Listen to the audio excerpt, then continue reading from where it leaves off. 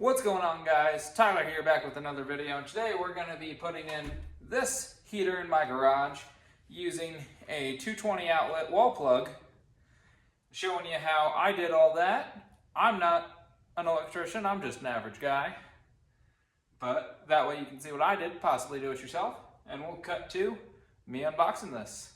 Here's how it comes packaged in the foam. Here's what it looks like outside of the box. And then we have our handle right here, along with our instructions and hardware.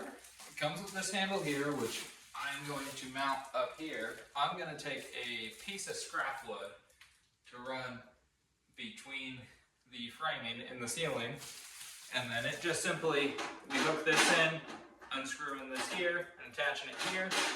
And then this particular model, it does appear you'll have to get your own power cable, but this is a 220 outlet heater, and here's my 220 outlet, so that's why I'm just going to be doing it right there. Here's a scrap 2x10 that I had lying around, and that's what I'm going to use. You could just bolt this directly into the ceiling support. This way it gives you a little more optionality for me to angle it at like a 45 degree. And like I was saying before, you don't have to do something nearly as big as a 2x10.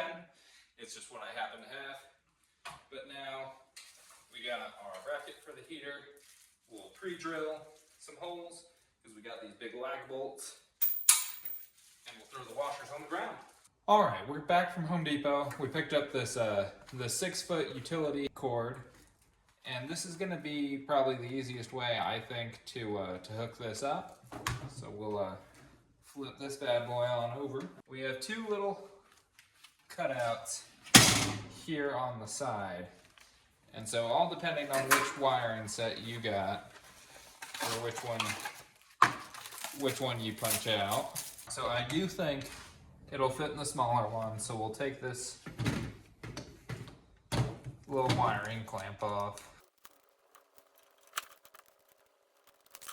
We will punch this out. In an ideal world, this would take a 3-prong cord rather than a 4-prong, but after researching online, I found is we can just cap off the neutral wire and not use it, and that's a little bit of a loophole around. More so adapting a 4-prong cord to a 3-prong application.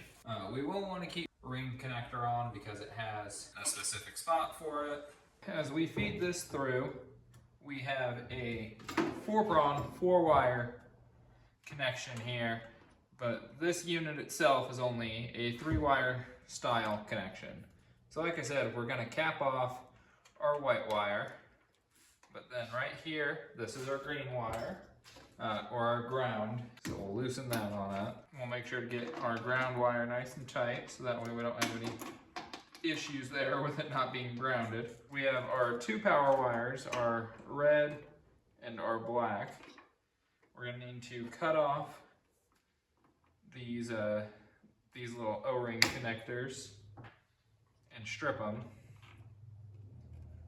So we'll do our red one here into L1 and our black one here into L2. We'll loosen up these terminals. To strip these wires, I'm just going to use a razor blade and be careful with it. We only need, I don't know, maybe a smidge over a 1/2 inch of wire showing.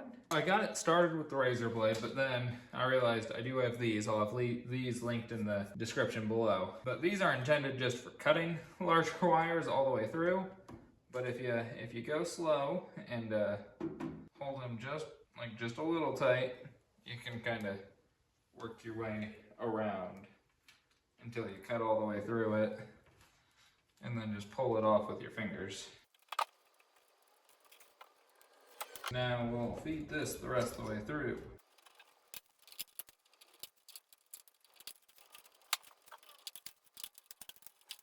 Now we're going to cap off our neutral wire. This cap is probably a little small. Arguably, I feel like you could just put electrical tape around the wire, but I don't know, who am I?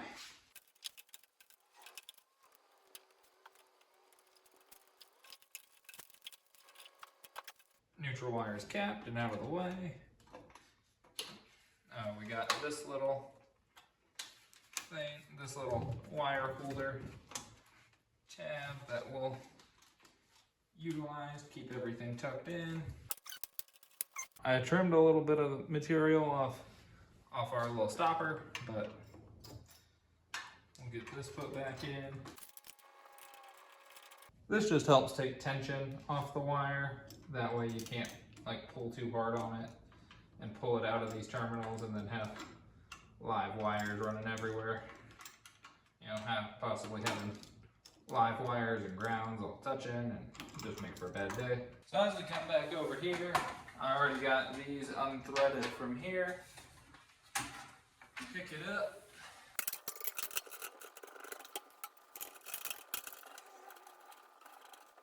So as we get our sides threaded in, we also have 3 little angle adjusters here on the side. So we can have it, you know, 1 more or less straight ahead. We'll call that 15 degrees. Then we'll call this last one like 30. Who knows if that's accurate or not. But I'm gonna put mine here on this middle setting. Now for the real test. Plug it in. And it's going. But now we got heat. As always, thank you all for watching. Please like, subscribe, comment, and have a great day.